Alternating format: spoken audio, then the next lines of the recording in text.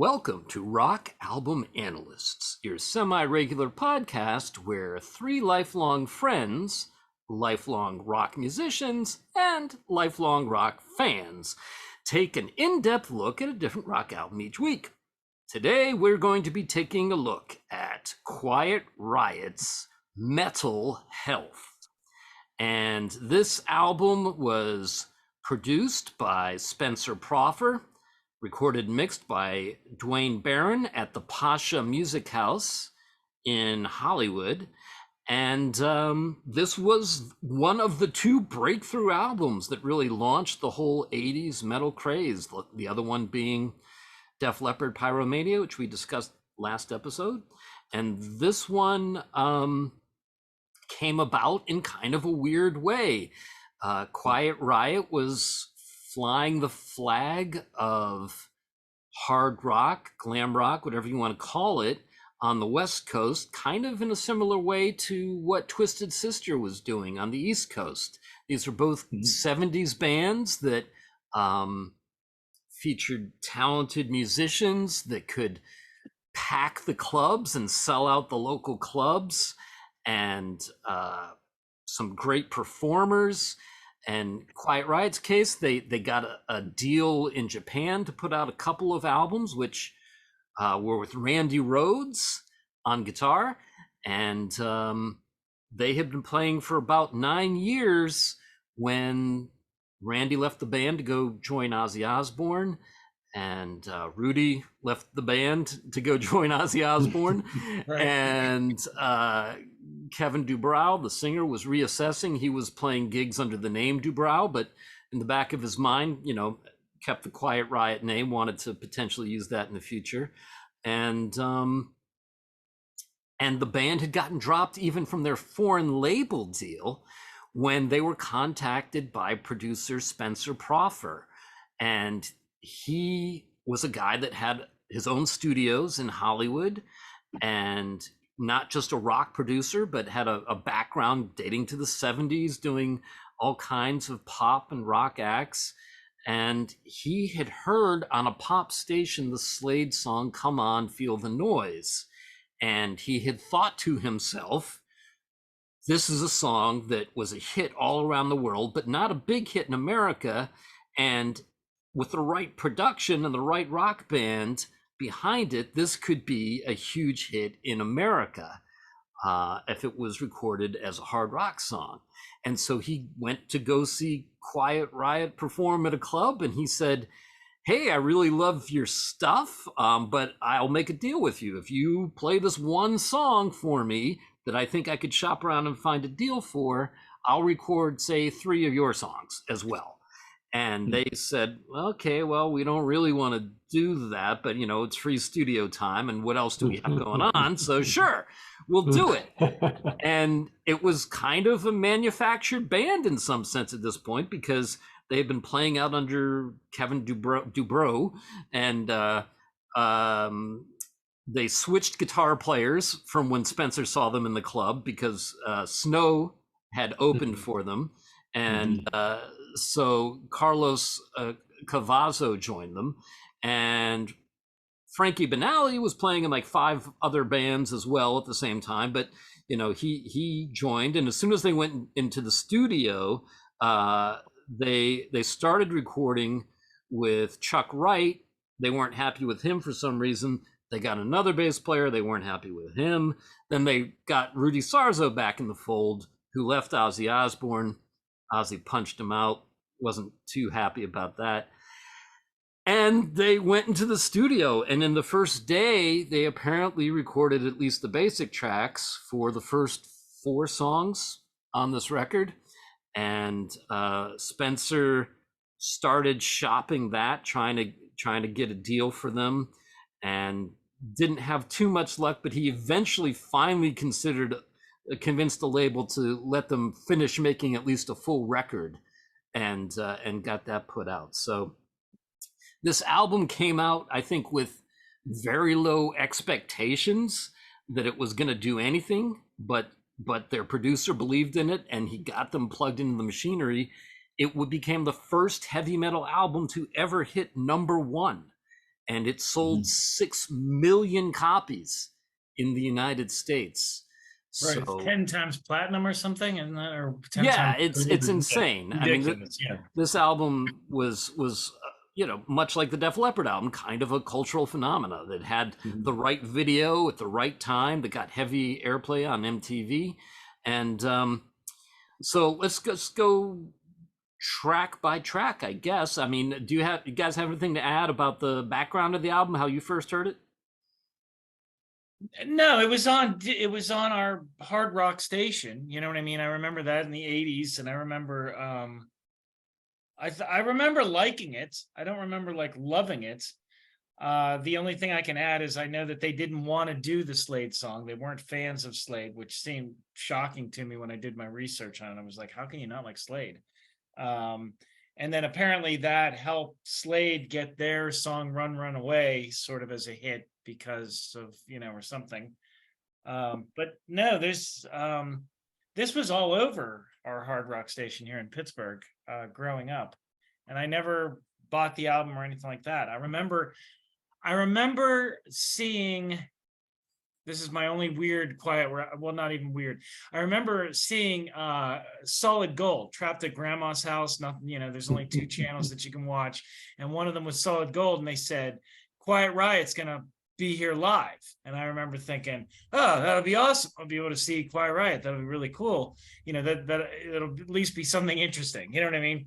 And it cut to a pre-recorded thing, and it was the first time that I ever the first time my brain ever clicked and went, wait a minute, this isn't live.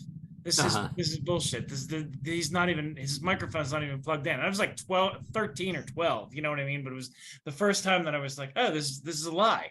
You know, this is not live, but it was just some pre-recorded video or something like that. I think it might have actually been the music video. And but you know, that's it. And that's the only memories I have of this band. To John's point, I'm glad you brought that up, John, because there are a couple of things that I'll mention in a second. But quickly, my introduction to this band was pretty much through MTV. I do recall hearing the song on the radio in Pittsburgh for sure, but it was in heavy rotation. Most of very heavy rotation in terms of Mental Health and Come On Feel the Noise in MTV. You know, I thought they looked cool. And it was edgy, and it was, you know, if you want to call it, you know, metal or whatever. But to John's point about the Solid Gold appearance, my other exposure to these guys was reading magazines like Guitar for the Practicing Musician and Musician magazines. And I remember reading some quotes from Kevin DuBrow and thinking, man, this guy's gonna watch what he says, because, you know, there was something he said in Musician magazine saying, well, do you know why we don't play live on TV like Saturday Night Live and all these other shows? He's like, because we'll blow up every TV in every town. We blow every speaker on everybody's TV in every town. I thought, well,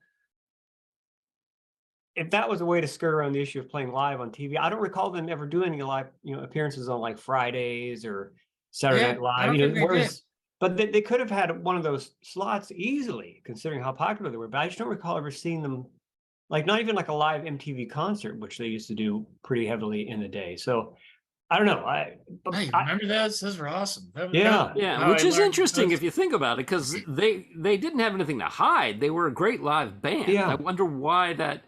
Yeah, I mean, we'll get into Kevin DuBrow's mouth, you know, as we go on, I'm sure. But yeah, he definitely didn't help himself or his band's career to a certain extent with his ego, unfortunately.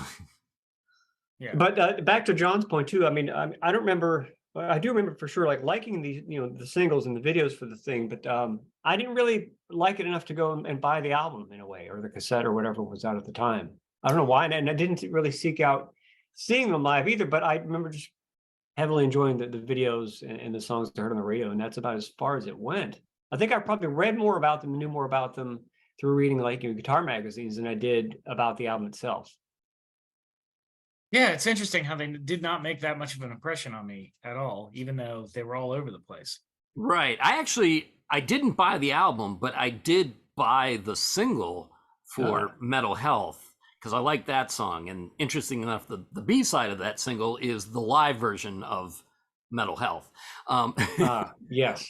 But which is, I guess, a good segue for us to talk about the song that kicks off the album, probably their greatest original song, at least, the quintessential Quiet Riot song, which actually has several different names. The way it's depending on the way it's been listed, it's been called Bang Your Head, Mental Health, Mental Health Bang Your Head, just Bang Your Head, just Mental Health, depending on where it's listed. But nonetheless.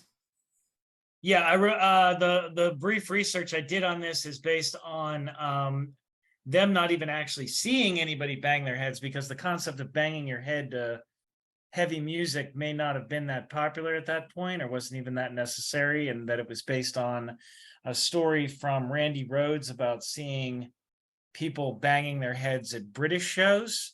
Do you know the whole story, that whole heavy metal British thing, that the story about people bringing cardboard cutouts of guitars to shows and standing up near the stage and all that kind of stuff? Have you ever heard that? I have. They talk about it like it's like this amazing thing, and it sounds almost sad. It's not like, I don't understand it, but I guess it was in Britain where they figured out that banging your head was what you were, you know what I mean? That's where it sort of started. So for the song itself,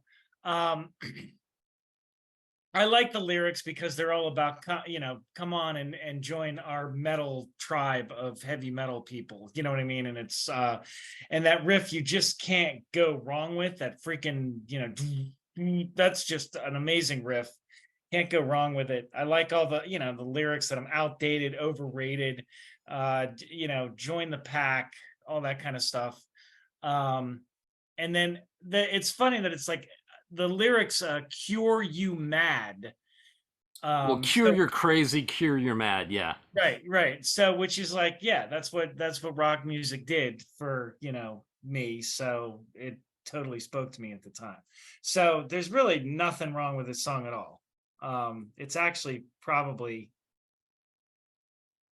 I would put it in the top 500 songs I've ever heard in my entire life, but that's not saying much. You know what I mean? They're probably down 499 or 501 or something like that, because that riff is just classic, and his voice is just great, and that kind of stuff. So Mike, what would you add? It's one of the things I get straight away is that first opening 3-chord riff is really, it's huge. And coupled with that, you have a really great bass and drum groove. That drum groove, it's almost so driving and so solid that you would think that it was almost like an approach to like what they did with like certain Bee Gees songs like Jive Talk or whatever. Like it's almost like it's so steady and solid, you think that they would have just taken a cut of the thing and copied and pasted that track all the way through it. But funny you should say the Bee Gees, because the first thing that Spencer recorded at his Hollywood studios was the Bee Gees Staying Alive. Oh, there you go. Okay. All right. Well, that makes sense. So he would know to turn that up in the mix then. Okay. Okay. Well, good to know. But either way, I mean, that chorus is super catchy and it's super memorable, and how could you not like it? I remember seeing the video though and thinking, man, these people seem like they're really having a great time and into this band, and that's enough to make you want to take interest in it in a way. But I think there's a couple cool things they do musically. Like there's sort of like ambulance siren sounds in part of the guitar solo, which plays into the idea of and perhaps someone calling an ambulance for someone who's experiencing mental health issues or whatever. And I mean, it's such a get your straight jackets on. It's a well written tune. The lyrics all fit thematically into the thing. But I also listening to it recently. Davey mentioned Twisted Sister. I mean, I could hear especially You Can't Stop Rock and Roll era Twisted Sister either doing this song, writing this song, or playing it live. To me, it's almost like it's almost like interchangeable. Like either band could do this song and do it justice. It's super catchy and super memorable, and no wonder. I guess this was the second single, right? And the second video off of this album. I think so. Okay, but either way, I mean, it supports why the album was as popular as it was. For at least a few examples of a few songs on the record. Yeah. I got a lot to say about this song. Okay. So first of all, to your point, John, about whether or not headbanging and the term headbangers was popular before this song, I think it did exist in some form, but I think this song went a long way to kind of mainstreaming it, universalizing it. to the masses. You know, I don't think you get Headbangers Ball being called Headbangers Ball without, you know, the song Bang Your Head.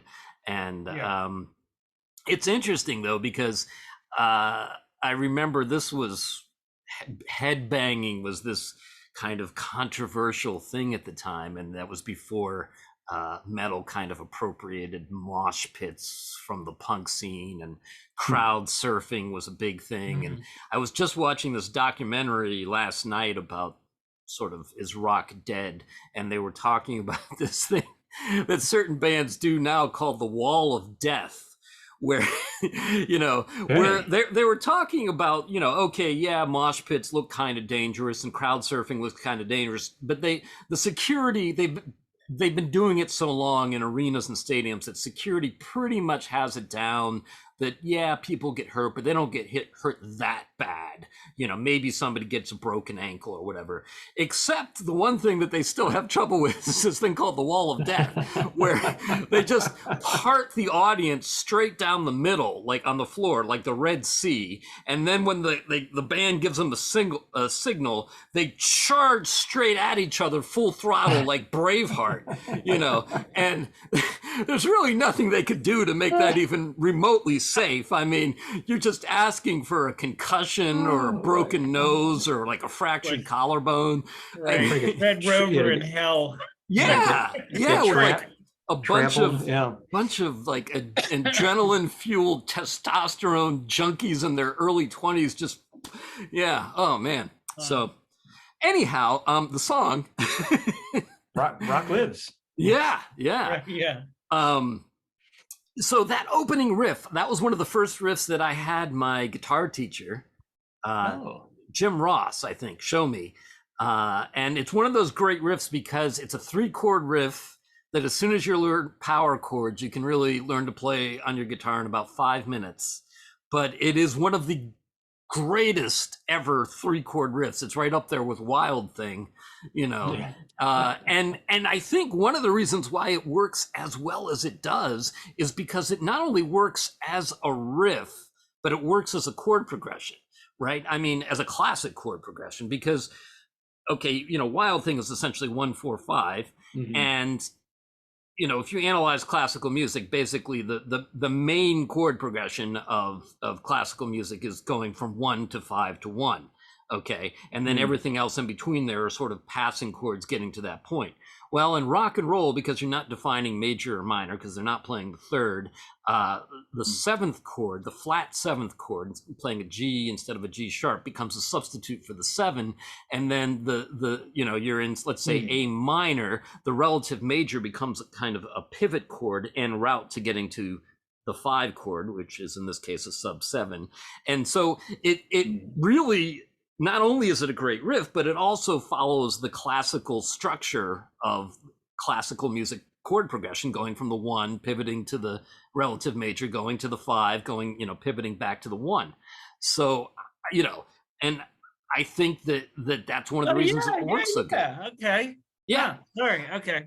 And lyrically, I mean, it's a little sort of nonsensical, but it's also full of chutzpah and braggadocio and attitude, and well, he does the whole finders keepers rhyme for like the second verse, which is a little I ain't a loser and I ain't no weeper, which is interesting because much of the rest of the album he seems like he's complaining, but but on this song, you know, it works. And I think you hit on the thing too, that the whole idea that you have to go crazy to, you know, to find your sanity and let go, and rock concerts at this point were this kind of rite of passage where you would, you know, enter as a boy and go to this slightly dangerous place where there were no parental authorities, there were no teachers, you know, and you know, you would emerge, you know, possibly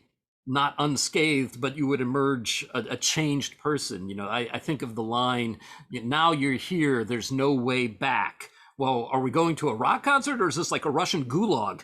But, you know, like, but concerts had that sense of danger.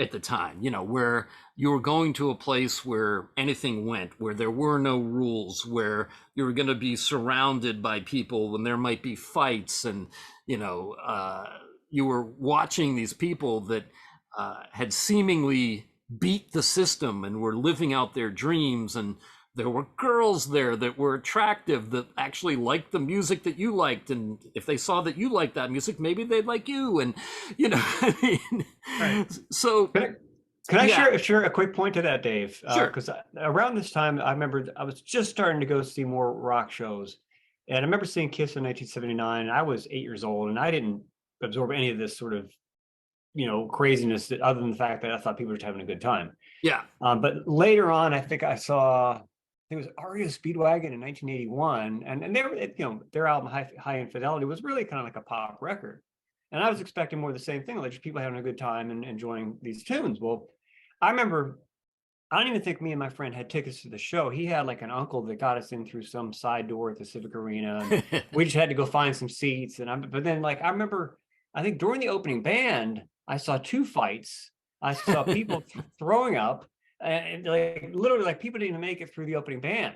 Yeah. In terms of, you know, Oh, I know the them people to was withstand it. passing out was Yeah. amazing. Those And I shows. just remember it just seemed, to me, that was dangerous. And I thought, well, if an REO Speedwagon show is dangerous, I can imagine, you know, what your rock show is like. You know, yeah, yeah, well, crazy experiences. You know, it really is.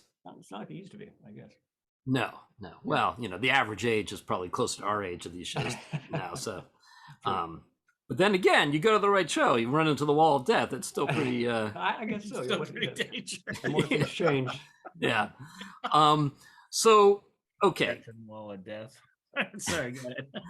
Come On, Feel the Noise, which is an amazing song. I was thinking about this. I think like Slade is such an interesting band because they're so good as songwriters, and yet they never really got that traditional hard rock production. They were always produced more like the Who or early Alice Cooper, to the point that like when they did get the American record deal based on the success of this single, they re-released the last album they had done, and it was essentially produced as a pop record. Yeah. But even that pop record, I don't mind. You know, No, they're great. Slade is like one of the greatest bands in the world, and I remember like worshiping them a few years ago, like really just going down the rabbit hole and trying to find everything I could about Slade. I mean, wasn't one of their members was like a classically trained violinist or something? And I mean, they I think they so. were part of that whole scene that just played all the time. You know what I mean? Just played, you know, 4 or 5 shows a week up and down in England and that kind of stuff. And the voice on Noddy Holder and the way that they could switch between ballads and rock songs and, you know, that kind of stuff and not bore you. They're one of the greatest bands ever. Yeah, totally. And I think there's still an incarnation of them around that, but they don't play the States, they play Europe. And also very visual as a group as you know, as well. Yeah. I mean, it was almost like, you know, each guy had his own identity, and they would have, you know, custom made guitars to look like, you know, a ray gun or whatever. It was very interesting. My question to you guys is, I didn't know at the time that this was a cover tune. No, Yeah, I wasn't. No. Okay, see, No, I we're like wasn't aware. 13. We have no idea who Slade is. They've Yeah. never been played in the United States, so. But I do remember hearing, you know, when the Run Away, you know, tune came out for sure. Then I became aware of Slade. And then it all sort of, you know, started to click. But at the time, I thought, I had no idea this was a, you know, copy tune, so to speak. And I think I'm the only person that actually likes that Run Away song. That's a good tune. It was a big hit. I mean, you know, that album was a big hit. Yeah. But all right, so we'll talk. Yeah. I was going to say, there's a couple of lyric changes in this tune compared to the Slade version. Okay. Right. I mean, I think the line, you know, so you say I'm a scruff bag in the Slade version, which is in the verse. But then also too, at the end of the chorus, there's a difference. On the Slade version, they end with "at your door," whereas on the Quiet Riot version, they end with the word "anymore." Did anybody notice that or have any thoughts on? Yeah, I noticed that when I heard the Slade song for the first time. Yeah, it's a little different. Apparently, the band didn't really want to do the song. Yeah, that's what I heard. And so, like, you know, if you believe what's written online, they recorded it instrumentally and they hadn't rehearsed it at all because they were kind of thinking like, hey, if we don't do a good job, this doesn't end up on the record. You know, we don't want to be known for a cover tune. And they played it completely unrehearsed and it sounded great. And then it was just a matter of they were going to add the vocals. And Kevin Dubrow was like, "Well, why did you guys play it good?" You know, and Frankie Banali said, "Hey, don't worry, you can still mess it up. Just do a half-ass job on the vocals." You know, but he knew that Kevin Dubrow wasn't going to do that because he had too much pride. He knew he was going to give it his all and make it as good as it could be. And so, sort of despite themselves, they ended up doing a great version of the song. Yeah. I mean, I like their version. I mean, I would even argue that I like the production on this version more than I like the production on the Slade version, simply because the Slade version sounds older, sounds 70-ish, you know what I mean? A little more buried. Oh, yeah. Mm-hmm. I would, you know, but I still, I don't know. It's you know, I mean, I like the message of the song about, you know, like, you should enjoy what I do. Dang it, you know, because I'm a rock singer and, you know, you need to realize how great this rock and roll stuff is or whatever. And even the line, "Come on, feel the noise," is freaking great. You know, I mean, that's just such a great line to sort of, for such a sort of cliched message of like, yeah, you gotta enjoy the rock and roll, you know, or whatever. Or even the line that sticks in my head too is "The girls rock your boys." Yeah, girls rock. Yeah, right? exactly. Because it kind of it puts the power sort of on them. You know, right. I mean, they are the ultimate arbitrators of whether or not you're going to rock, and so ultimately it comes down to them. Yeah, I mean, there's not much to say more than that because then we deep dive into the Slade song, but I do like it. So, Mike, you got anything to add? What do you think? I was just going to say that, you know, again, not to have comparisons, but I think just the arrangement straight away with the intro of the drums on the Quiet Riot version works better than the Slade version. Not that there was any competition or whatever, but, you know, I think the Slade version kind of starts with, you know, like the descending riff that is in the chorus, but like they don't have like the drum intro, they don't have, you know, the vocals of the chorus and the intro. I think from an arrangement standpoint, it's no wonder, again, that this was such a hit because straight away you get it, either when you hear it or you see them, you know, in the video as it was played on TV. Was this the second single off the album? This is the first one. This "Come On, Feel the Noise" was the first, right? Yeah. And then they did on whatever their next album was, they did another Slade cover. Right? "Mama, We're All Crazy Now." Right. Yeah. Again. Okay. That's kind of funny. The other thing I'll say about the song is that to me, I remember hearing this song all over the radio that summer. And I think it came out, you know, like in December. So, I mean, it took a while for this record to really break. But like, we're like, I think it's the 40th anniversary of it, like now. Yeah. Like October 5th or something was the. I know, March 11th, 83. Oh, really? Okay. Oh, okay, March. All right. So not that long. But to me, just from a cultural standpoint of view, this song sort of was the rock and roll all night of its era, you know, where it was this kind of hedonistic party anthem where, you know, it had the slight element of danger to it and everybody loved it. Yeah, there was nothing. It was a universal song. I mean, I remember did you know, those Methodist youth group dances and everything. So yeah. Yeah. Okay. Now let's move on to "Don't Wanna Let You Go." Okay, it's surprising. I remember being sort of surprised at the sound because it was no longer sort of a metal sound. It was sort of a I almost wanted to say jazzy, but then as the more I listened to the song, I was like, this is not jazzy at all. These are just sort of like bluesy, a little bluesy. Yeah, I guess so. Or R&B. Yeah, R&B. Yeah, R&B. Okay, that's it. Yeah, it's almost like a pop song. And that first verse where he's singing, his vocals sound like he's like trying to crush the song into submission. I don't know. Like there's like that first verse that he's singing, it always hits me as like how wrong how wrong it's done. You know what I mean? It's too growly, too loud, too something. It just sounds like he's trying to bend the song to fit the way that he's singing, or vice versa, or something like that. So I don't know. It's not one of my favorite songs on the album by any means at all. I mean, I guess there's that line about there's part of it talking about how the girl's going with another guy and the other guy is enjoying watching him suffer, which seems a little kind of clever, a little bit clever than how cliched it actually could be. But I don't know. What do you think, Mike? You know, had I bought the record when it came out, and then this was the track 3 that I would have heard, I would have run away screaming, thinking, "What the hell happened? Like, what happened to the Right. those 2 opening tunes are so great."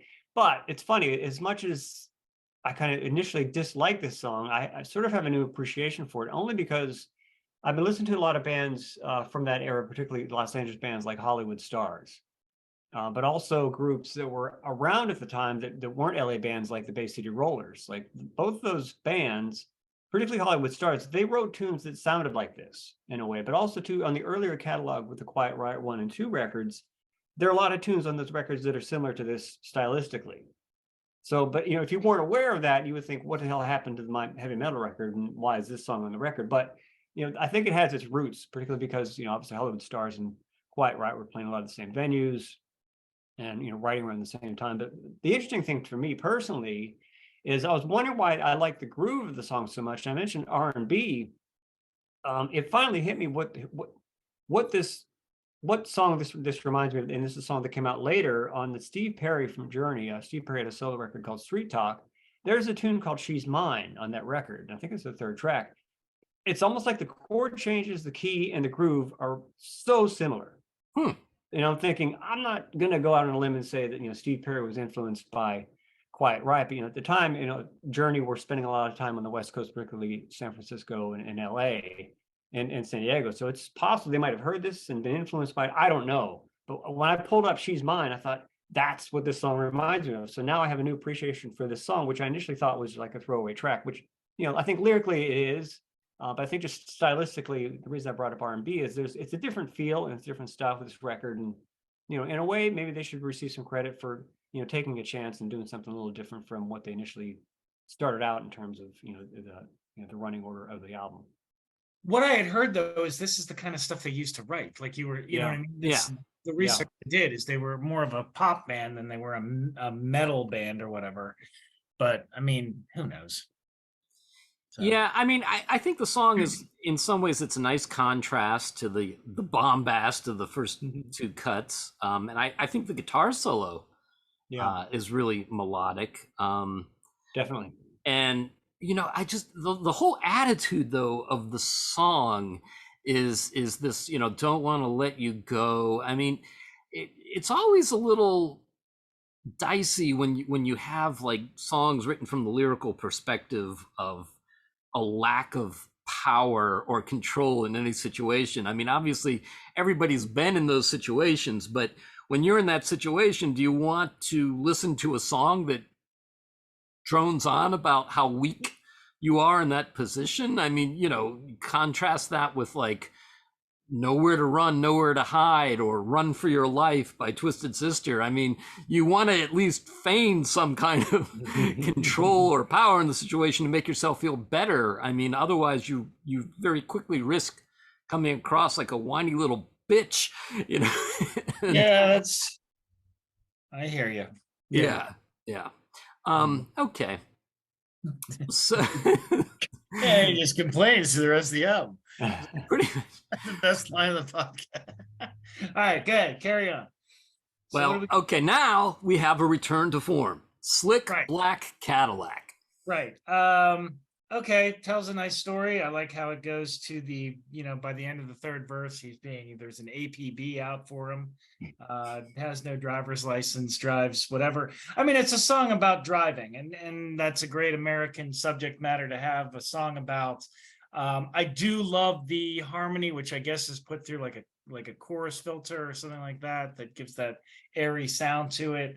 The background vocals on this album are amazing. I mean, you've Yeah, never heard background vocals so thick and full and yeah. consistent. And the bridge with the and there's a bass lick in there that sounds, it's got a like a doo-doo sound to it, and I remember thinking that sounds really cool. And that's really the only time that the bass, aside from a couple of the ballads, the only time you hear really the bass at all. And it almost sounds, it sounds almost like 70s proggy, you know what I mean? It's not like super metally or whatever. It's kind of Well, interesting. I'll just say Chuck Wright in Bang Your Head has that great opening bass lick with the treble turned way up right before the first verse of Bang Your Head too. Oh which yeah, is a really nice, yeah, you're right. Okay, touch. I stand corrected. Yeah, that actually I was gonna act. That's funny you say that, because I was like, that is the bass part, but then the more I listened to it, I was like, that sounds like a guitar part. And so I was actually confused by that, because this is one of the things, as a bass player, I'm always listening for the bass. One of the things that this album has is not a lot of bass in it. You know what I mean? It doesn't stand out, but Rudy Sarzo is super solid. You know, it's not, there's nothing wrong with what he's doing. He's not boring. But there's a couple of, you know, that's the only moment where it actually sticks out. And then I guess in the Mental Health, there's that riff at the end. So I like this. I like the song. The song's, you know, it's a super great chorus to it and all that kind of stuff. Great. You know, there's a nice story behind it, but it's, you know, it's not, I think I taped it off the radio when I had a little cassette or whatever that could tape songs off the radio, but that's about it. What do you think, Mike? After listening a bunch of times again, it to me, it could be sort of a Chuck Berry Queen in a way. Yeah, Chuck Berry in terms of the songwriting style. I mean, obviously, you know, Chuck's good at writing, you know, songs about simple things like, you know, women, cars, you know, things that, you know, people can relate to. But then again, too, not only from the production standpoint with the background vocals and the harmony vocals and stuff from a Queen perspective, if you will. But remember too, there was the Queen tune on Night at the Opera called "I'm in Love with My Car," which you know had sort of the same lyrical approach as well. And again, back to John's the lick that John mentioned, it's almost like that intro to Purple Haze, like the you know the root and the flat fifth kind of lick in a way. It's very sort of, you know, dissonant in a way, but it also stands out in a cool way. I've stolen that bass lick before. You know what I mean? I know exactly what he's doing. It's like a whatever. He's muting a note and doo up high. Yeah. Cool. There's two other points on the tune overall. I remember hearing this on the radio as a kid, but I don't think it was a single. So they must have just played it. It wasn't, but DVE played it. I remember. Yeah, it was definitely played on the radio, whether or not it was an official single. Okay. But the question to you guys then, because, you know, at the end of the song, like there's this sort of the horn sound effects, which sound to me like a real car horn. But if you heard the version on Quiet Riot 2 of the tune, it's slightly different. The cool thing, the difference, there's not a whole lot of difference in terms of the key of the song or the approach to the background vocals. I think the production's a little more slick on the Quiet Riot 2 record. But the cool thing that I heard on the Quiet Riot 2 version is at the intro of the song, rather than the outro, they do this sort of cool, like Jeff Beck, Jan Hammer, Freeway Jam imitation, you know, car horn sounds that were done on a guitar, which is obviously a cool thing Randy Rhoads would have done at the time. But again, it's a strong track. It's, again, you know, it supports the fact that this was, you know, a popular record and it sold well. It's catchy. I think my only complaint, if you want to call it a complaint, is there's just too many chord change or key changes. It does change. It keeps changing key at the end. Yeah. Which, you know, that's quite a challenge for having to lay down a track in the studio, but they nailed it in that regard, and it works as a tune. And no wonder it was catchy, and no wonder it was played on the radio. Yeah, I think it works. I think that it whenever you're writing a song about a car like this, obviously, you know, you have to take a look at the history of why African Americans valued fancy cars because they were denied access to buying houses in good neighborhoods. And so that was sort of the one thing that they could do, was save up money to have a nice car if they were in that position. And in as much as rock and roll is the descendant of the blues, I think, yeah, there's a rich history of picking up on that, from Highway Star to I'm in Love with My Car to this song. And because especially at that time in America, having your own car or getting your driver's license as a teenager, that was your it was a metaphor really for freedom, right? It was a ticket to moving on to the next stage in your life, where you were essentially a functioning adult and you could go anywhere and do anything, and you weren't tethered to your parents and dependent upon them. And so I think the song captures all of that, and it captures it in a really hooky, believable way. I love the, feels dun dun dun dun dun dun dun dun. That's almost like a Jackson 5, like ABC 1 2 3 thing. I mean, it's really simple, but it's really hooky. I mean, it sticks in your mind, and then when it actually goes to the chorus, it's just that thick as butter background vocals that this album has, where hats off to Spencer and all the other guys that are singing backgrounds on this, that they could make it sound that thick. So yeah, great song. And I don't know if you guys heard the live version that's included on the as a bonus track, but obviously this is a band that could pull that off live as well. So okay, Love's a Bitch. I like the line, "Love's got me by the ass again." I mean, I do. I love that line. That's a great line, man. Love has got me by the ass again. Other than that, seems like a first draft, but okay. Yeah, I mean, my notes, I've got it's kind of cliche, although it's a pretty dark, it's set as a ballad, but it's obviously very dark. You know what I mean? It's not, there's not much to say about it. It didn't really grab me or anything like that. Yeah. Mike, what do you think? I mean, there were bands that were around at the time, even prior to these guys, a band like Nazareth in a way. This reminds me of something that would have been on a Nazareth LP. It's obviously meant to be like sort of a dark musical theme in a way, but the interesting thing about this record overall, and this tune in particular, is how perhaps they inspired other groups to do certain things later on, or how much they drew on their influences in a way. Because I was thinking, where have I heard that riff in the chorus, that E-G-A thing? And I thought, oh, that's Sam and Dave, Hold On, I'm Coming, straight away. I mean, that's cleverly used as like a rock heavy metal ballad, slow tune on the record. But it finally hit me, like, where in the hell have I heard that riff before? So that's my guess. But also too,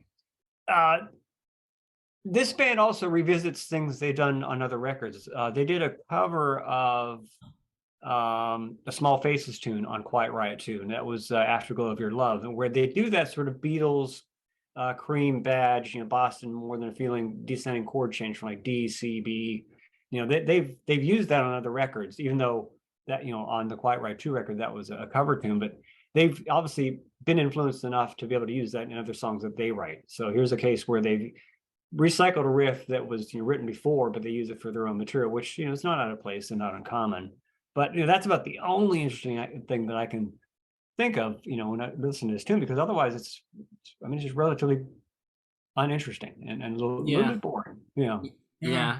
And very similar lyrical attitude to Don't Want to Let You Go. It's almost like continuing the same point of view and depressing story about how fucked up his love life is, and it's just not that inspiring to listen to him complain about this stuff. But as I was listening to it and I was trying to find something to hold on to, I have to say, I mean, obviously this music is very well performed, very well produced, and Kevin always has a really good sense of melody. He just doesn't always have something particularly interesting or captivating to say. Yeah. Well, that's the burden of this type of music is, the minute you go deep, you can be clever with things like Mental Health and Come On Feel the Noise, but it takes a lot to go deep and not be, not fall flat on your face. You know what I mean? Like not sound like a second rate Bob Dylan or a third rate Neil Young or whatever. You know what I mean? So Yeah. that is kind of an interesting thing. That's always kind of, yeah. Well, that's always something I think about when I'm listening to music, period. I mean, nowadays there's so many good songwriters out there and people not afraid to say what they want to, but then you hear never mind. That's a rabbit hole to go down another day. There's plenty of stuff out there where it's people trying to sound Dylan-esque or Paul Westerberg-esque or, whatever. And it just behind, sort of metal or hard rock type stuff and just doesn't work. And Well, there's a reason why there's only one Yeah. Bob Dylan. Right. Yeah, exactly. But there's Phil Oakes and that kind of stuff. But yeah, okay, sorry. But on the vocals thing though, this is a tune where, yes, his vocals can be, let's say, strong and powerful, if you will, but do you necessarily like the vocal style? I mean, it's the kind of thing that can be very divisive in a way. I mean, they're take a band like Angel, Frank Domino, a powerful singer, but you either love or you can't stand the guy's voice in a way. And this, I don't know, to me, you have a song like, Come On Feel the Noise or Mental Health. His vocal style works in that case. But on this track, it's the kind of thing that makes you question, why was this record so successful? Because, this, what I mean? This song really just the bottom kind of gets pulled out from underneath the band in a way with certain songs on this record. Well, okay, I guess now would be as good a time as any to talk about this. My personal theory about this is the reason why this record is so successful is because the way that records were sold back then was very different, right? Because you couldn't actually listen to samples of every song on the album. What record companies were trying to do was put out at least 2 to 3 really strong songs to get you to buy the album. And record companies are making most of their money from you buying that album, and the tour support was basically promoting the album. But and so from their perspective, it didn't really matter whether or not the rest of the songs in the album were as good, because as long as they could find 2 to 3 strong songs to release, they could probably convince enough people to buy the record to make it a hit record. And I think, in Quiet Riot's case, here's this band that's packing them in at the clubs, great musicians, seasoned performers, not consistent at writing great songs, right? They're able to do it some of the time, and so what do you do if you're a producer and you got a band that doesn't have 10 great songs? Then you go, okay, well, how about a cover tune? How about the best song that you did on your 2 previous albums that were kind of more like demos anyhow, that nobody's heard? And so yeah, that's my whole theory about this. Now the flip side of that though is, if you have a band that can put out an album where there's a whole album of songs of the caliber, or at least close to the caliber of the singles, then when a fan buys the album, you've now made a fan potentially for years, maybe for life. You buy Shout at the Devil and the whole album's great, then you're on board, and a band can go from an opening level of an arena act to headlining arenas the next album. And Quiet Riot was never able to make that jump, I think, because 6 million people bought this record and they were like, yeah, there's some great songs on it, and the rest of it's kind of eh. Yeah. And in terms of having a strong catalog of tunes that would work as a full-length set for a live show, I mean, if I heard this record, and even if you go as far back as QR1, so yes, I mean, well, I'm going to bring up this point in a second, but when you see what I'm saying, like with these type of songs, like I wouldn't want to hear this song live. No. I would be excited to hear this song live. I'm not cutting on the band. I'm not cutting on their catalog. But I mean, there are songs on QR1 and 2 that will sort of even make you want to not like certain songs even more so. So it's not out of the ordinary for them to have songs like this, but I don't know. Like, what do you do in that case? Do you have like a set of maybe like 10 or 12 songs that are going to work in a live situation, which really only can put you in an opening band slot, really. Yeah. I don't know. I didn't see them live back then. I don't know what they did. I never looked at their set list from the day, but this definitely wouldn't be a strong track live for sure. No. And similarly, moving on to the next song, Breathless. Obviously a homage to the Jean-Luc Godard French New Wave film of the early 60s. You think? No. Okay, so I like the speed of it. I like, you know what I mean? I like I do like the chorus. I love that arpeggiate. It sounds like an Iron Maiden song, or at least an approximation of an Iron Maiden song. It's got that gallop thing going to it. But I mean, I like the speed. It rocks, but it's like nice potato chips. It tastes good, but I'm not gonna, I'm not that married to it. It's not the greatest thing I've ever had. So nothing stands out for me on it aside from that, like, it sounds very Iron Maidenish until it hits to where it like dun, dun, dun, dun, dun, and then it's like goes into this arpeggio rather than into a like a da na na na na na resolve, that kind of thing. So that's about it. Mike, what do you think? Things that I can appreciate about the song is, obviously, Frankie was, a big John Bonham fan. I think, to me, that gallop on this song reminds me of Led Zeppelin, Achilles' Last Stand. And especially with the arpeggiated guitars, too, is very similar to what Jimmy Page would have done on that track. But it's interesting, too, how, almost like every band that we've, grown up listening to has done something like this. I was thinking, it also reminds me of Dio, We Rock. And then it also reminded me of Kiss, Out of the Fire, or out of the Cold into the Fire. Like, even Kiss does their little tip of the hat to Zeppelin and those kind of styles. But lyrically, I mean, you leave me breathless, you take my breath away. I mean, how clever and creative is that? You got me feeling breathless. I'm feeling helpless. Yeah. I think you pointed out, like, at one point, Mike, the song Into the Void, I'm losing power and I don't know why. It's like, yay. All right. Yeah. All right. That's great. Another song about being helpless and powerless in the face of failed romances. Yeah. Okay. Yeah. It's one thing to say you're out of control, but, own it, Jeez. I mean, at a certain point, you kind of go like, maybe there should have been a spot on this album for one of these 3 songs, but like, do we really need 3 songs that are dwelling on this?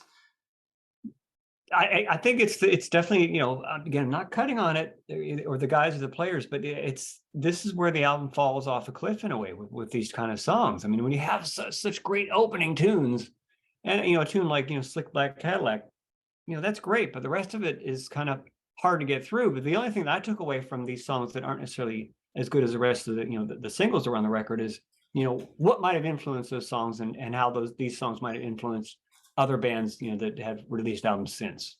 That was my fun adventure with this record. I'm not saying that, I love all these songs that we're sort of not happy about, but, I found a few things that I learned some things from listening to this record intensely and, in detail. But are the songs that strong in this case? No. So moving on to Run for Cover.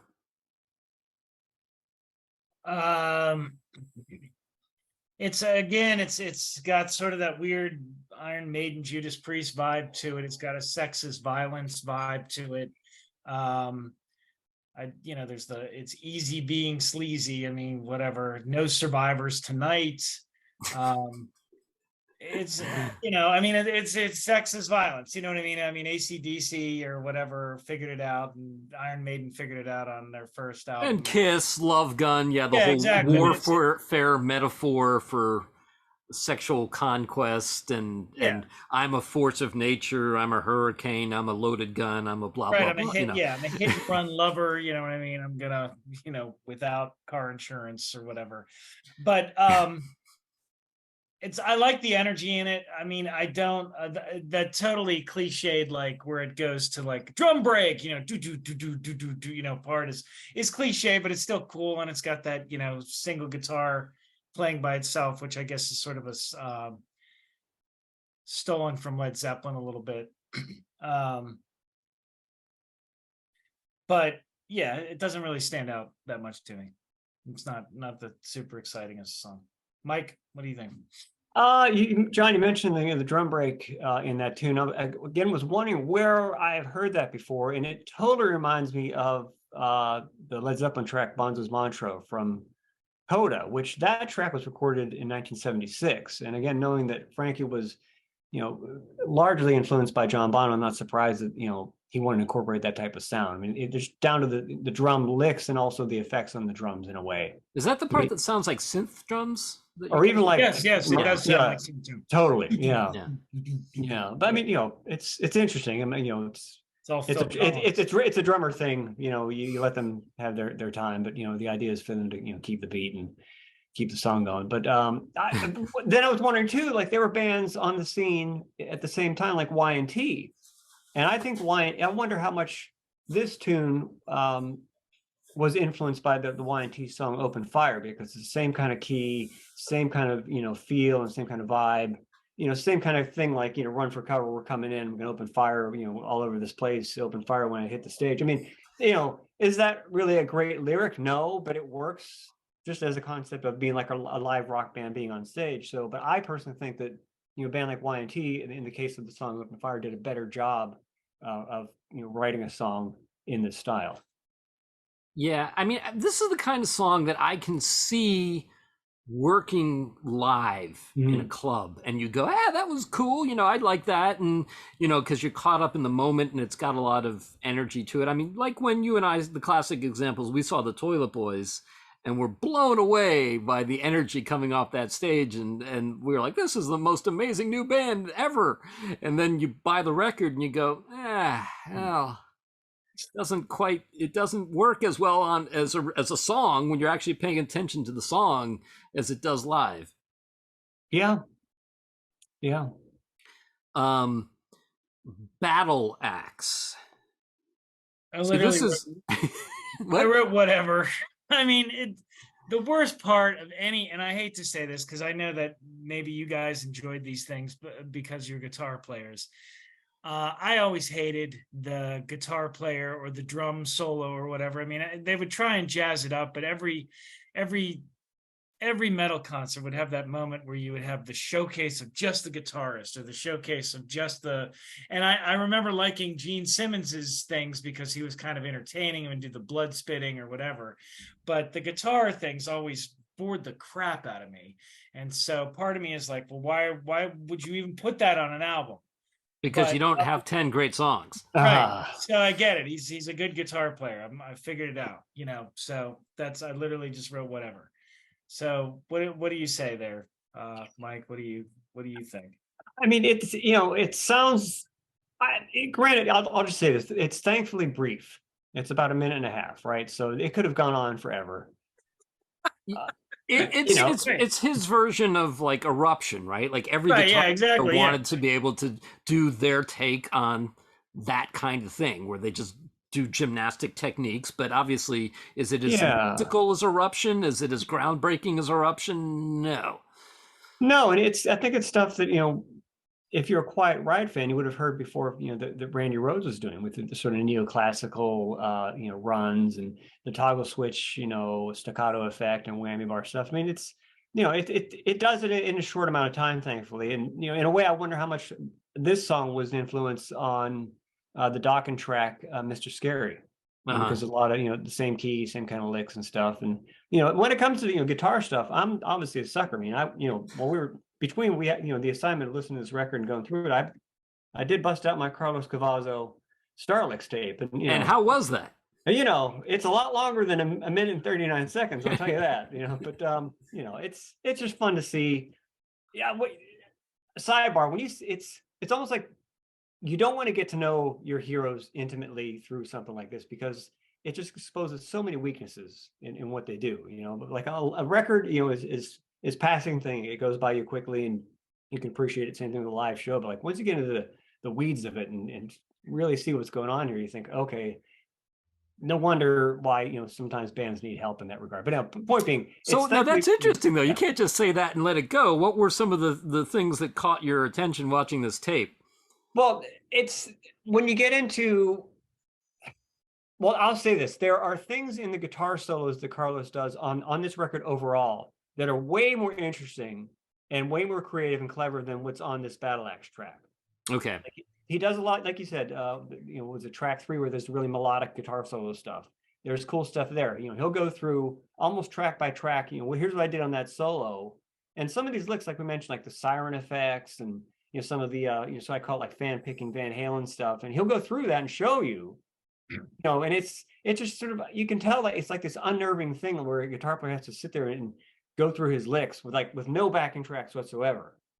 Talk about a revealing moment, but like in a way, it serves its purpose. It will instruct you on how to play a lot of his solos they did on this record. So hats off for him to do that. But is it entertaining? No. And this goes back to John's point. Like it's a live guitar solo. Is that entertaining? No. Same thing with the drum solo. No wonder it becomes a bathroom break for people. They go and buy some more concessions. Right, yeah, I mean, again, they've all started to like jazz those things up. Tommy Lee would have his drum spin and that kind of stuff. But holy crap, man, that solo guitar part in any metal concert you went to, I'd be like, oh, come on. Well, here's the thing too, because I know that we've all been to this place. Do you guys? You remember the club City Limits in Penn Hill, Yes. Pennsylvania, right? Yeah. Did you guys ever go to any of the guitar competitions they sponsored? No. All right, I went to one, and it was, I want to say 10 or 15 guitar players, and all the whole thing was just solo guitar. No band, right? That sounds deadly. Now here's the thing, right? Now, okay, you think, oh, out of 10 or 15 guitarists, I'm going to hear a lot of different stuff. I saw two guys break out a violin bow type effect. One was like a violin bow, one was just like this big like glass rod that I don't know what the hell it was and where you find something like that. But like, they're playing things with things other than a guitar pick your fingers. Okay, well, there's obviously duplication there. Three guys ended their guitar solos with the classic Cinderella throw the guitar over the shoulder thing. But the last guy that did it, he did it, but his guitar, he forgot to move the guitar cord, so it kind of got caught up in between like his back and his leg, and it was a total, bomb. I thought, man, but like, you would talk about, Battle Axe night, man. That was, whew, that was a night, man. My goodness. Yeah, it reminds me of the guitar camp you and I went to. Oh God, yeah, man. Very divisive in a way. You can tell, like, some people just either love your favorite band or they can't stand your favorite band, and they're not afraid to let you know. Yeah. It's yeah. Well, that's another thing that's kind of funny. I always thought I will argue about music all day long, but if you bring up politics, I will tend to like back off and be like, we're not going to have that discussion. But I will tell you why your favorite band sucks. Like that, you know what I mean? Because that's a conversation. I don't feel like I'm really insulting you or doing anything like that. But it's funny that you say that. First of all, we're from Pittsburgh and we're not afraid to tell you what we think. But at the same time, too, we have really well-informed opinions on things. So that we do. It's funny. I did an appearance last night at a comic book store, and I ended up having this very long musical conversation with this fellow long hair metalhead guy who, had lots of strong opinions, many of which I couldn't disagree with more, but but we had a great time talking, and I think it's at this point, at least amongst the sane, you can have these completely diametrically opposed views about music, and I hate this and you love it, and vice versa, and all of that. And at the end of the day, who cares? Whatever, the more music that you like, I'm happy for you, because that means the more music you get to enjoy. And if it has nothing to do with the music that I like, that's fine too, because more power to you. It's like, I got in an argument with somebody about Angel Olsen last night at a Dungeons and Dragons game. Because Angel Olsen is somehow always suggested to me on iTunes, and I cannot stand her. And this guy comes in with an Angel Olsen T-shirt on, and I'm like, "What am I missing?" Like, I don't get it. So I can't stand it. And yet everybody's sorry. So whatever. But I'll argue about music all day. Politics and religion, whatever. You can keep that to yourself. All right, moving on. Let's get crazy. I wrote standard party song, Mean Machine, hot and nasty, find a mama, make me feel right. All great lyrics pulled from this song. Nothing really, I don't know, man. It's like, whatever. I mean, it's fine. It does what it's supposed to do. It's a party song, but that's about it. You know, there's nothing standing out to me. Mike, is there anything standing out to you about this? I mean, this is literally next to last song on the album. So no, the only things that, you know, it's funny, these podcasts and listening to these albums and hearing songs like this, if anything, it'll make me want to pull out, you know, the catalog of other bands, you know, which in this case, it makes me want to break out my Fastway records, listen, you know, some Kiss from the era, also Motley Crue from this era. You know, it's all, everything's derivative from something in a way. And, you know, it's my only, if you want to call it a compliment, is, you know, the bass and drum groove on this is great. And, you know, this is clearly their attempt at writing a song that would work in any size venue, whether it be small or large. And, you know, would it work? You know, much in the case of Dave bringing up Toilet Boys and us seeing them live and being blown away. Yeah, you'd like it for the moment, but when you go home and, you know, put your headphones on and check it out, is it really that great of a song? Not necessarily. You know, there are stronger songs on this record. But when you do the comparison, you know, the strong songs, you know, really outweighed by the songs that aren't so strong on this record, which kind of, when you hear the whole record, like you said, Dave, your great point about how records were promoted and sold back then. But, you know, in a way, like had you the opportunity to, you know, to A/B all these tracks and listen to them before you bought the record, you might think twice. Yeah. I mean, I think it's got kind of albeit somewhat primitive, anthemic kind of stomp to it. You know, it's kind of Nugent influenced in some way. But it is so generic and so cliche that it almost borders on like Spinal Tap-ish at some point, where they do, let's get crazy with the gong, and you know, it's like, all right, yeah. Talk about everything but the kitchen sink. Yeah, and try to make the song better. Yeah. The line that sticks to me is, I think you're going to say it. Kiss your lips, not on your the face. ones on your face. Yeah. Which, to me, it's kind of like, well, for one thing, ick. But for another thing, like, there is a way to do cool, like, sleazy rock and roll lyrics and be Mick Jagger singing Stray Cat Blues, you know. So you got a girlfriend and she's wilder than you know, why don't you bring her upstairs? Is she so wild she can join in too? And I mean, the kind of thing Steven Tyler could pull off effortlessly, you know. And this, like, sounds like some coked out frat boy at closing time desperately trying to pull this girl, thinking he's being clever and just coming off like a horse's ass. I mean, right, yeah, exactly. You just go like, oh Jesus, like You can even picture the guy, you know, imagine some guy trying to deliver this line at the end of a night in a bar and watching him fall flat on his face with some chick. I mean, you know, this is the kind of thing that would repulse not only, you know, a woman in a way, but you know practically any human being on earth. Like, you just said that. right. You're like, ooh, Jesus, man, what were you thinking? Right, you were gonna close the deal, my friend. Man. Right, back down, buddy, back down. Yeah. I mean, I guess the nicest thing I can say here is the line, "I'm gonna find a rocker, makes me feel right." Just referring to a potential female mate as a rocker does imply some kind of gender parity. You know, typically you think of rockers as being men, but he's not even, you know, qualifying that. He's just saying, obviously there are female rockers. That's my type, and I'm going to find one. So, you know, that's pick up on that. Yeah. It's in the plus column. Okay. So moving on, Thunderbird. I actually like this. I mean, I assumed, and then I did the research, that it was about Randy Rhoads. It's a touching ballad about Randy Rhoads. I mean, the lyrics aren't anything super great, but, you know, it's, you know, once you tie it to the fact that he's writing it about his dead friend, you know, it makes it even that much better. So I liked it. I don't know. There's not much to say about it. Nothing really super stood out to me about it, but it felt, felt like a nice song, and nice that he wrote it about Randy Rhoads. Mike, what do you think? For me, the takeaways are the chord changes. I mean, I hear a lot of Badfinger. I hear perhaps an influence on Motley Crue with a tune like "Home Sweet Home." A lot of Beatles and Elton John kind of keyboard style chord changes in the verses and stuff.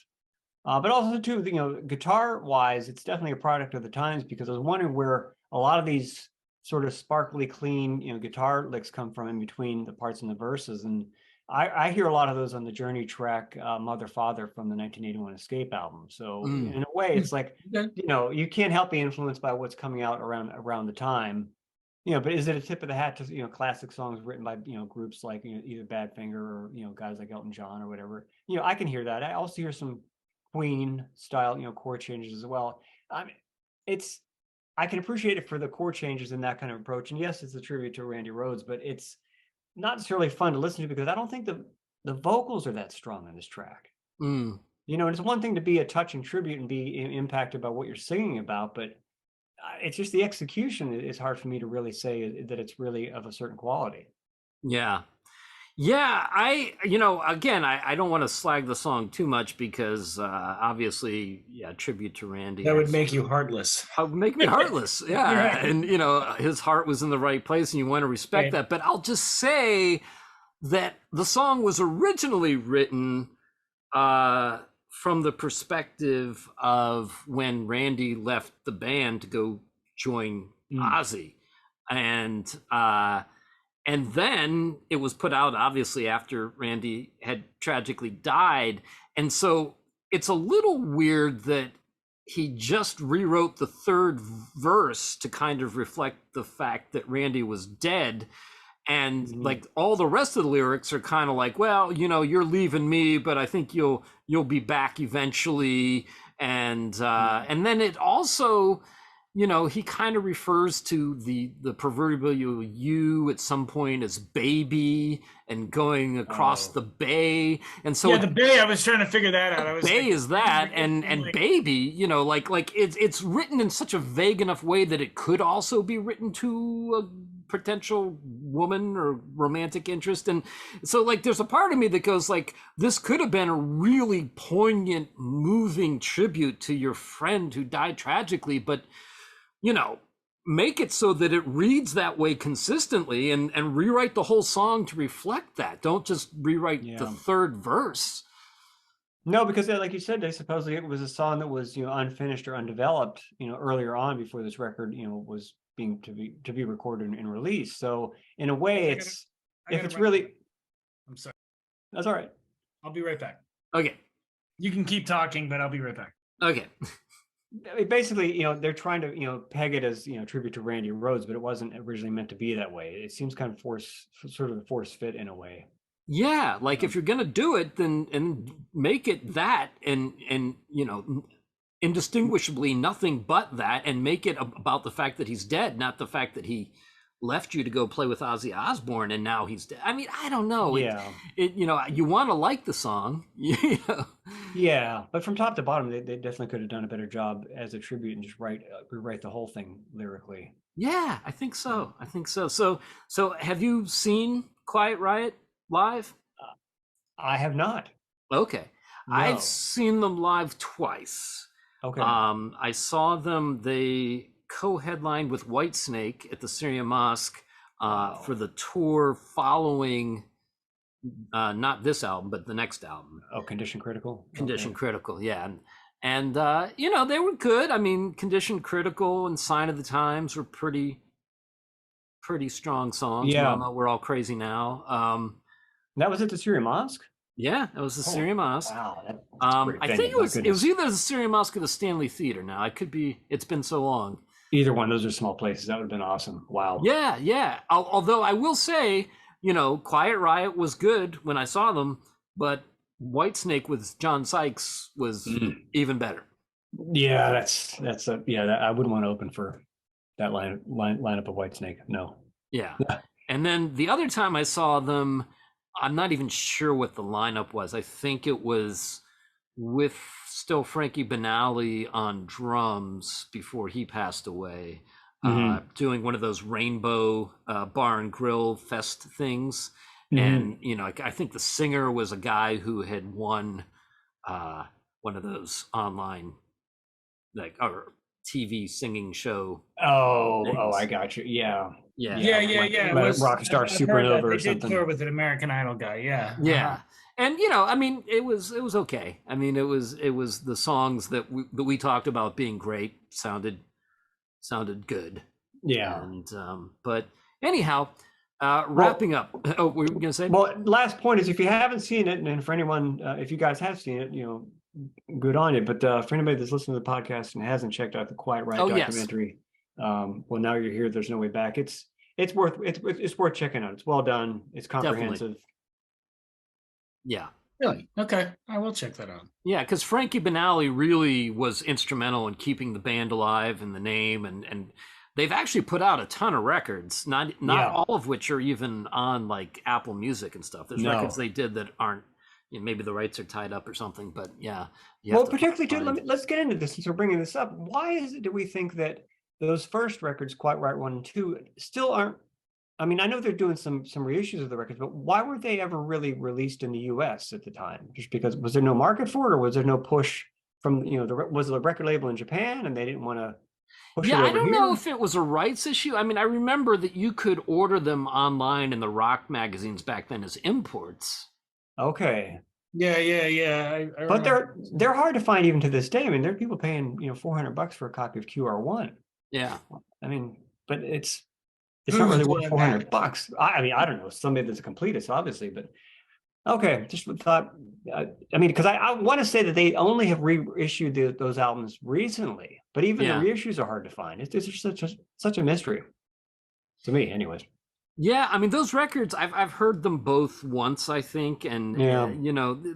they're interesting. I mean, obviously Randy went on to record two of the greatest pinnacles of heavy metal record albums ever made, and you can kind of hear a little bit of what was to come on those records, but it's not like there's not too many hidden gems there, or diamonds in the rough, that would make you think that he would go on to be able to do the amazing work he did with Ozzy.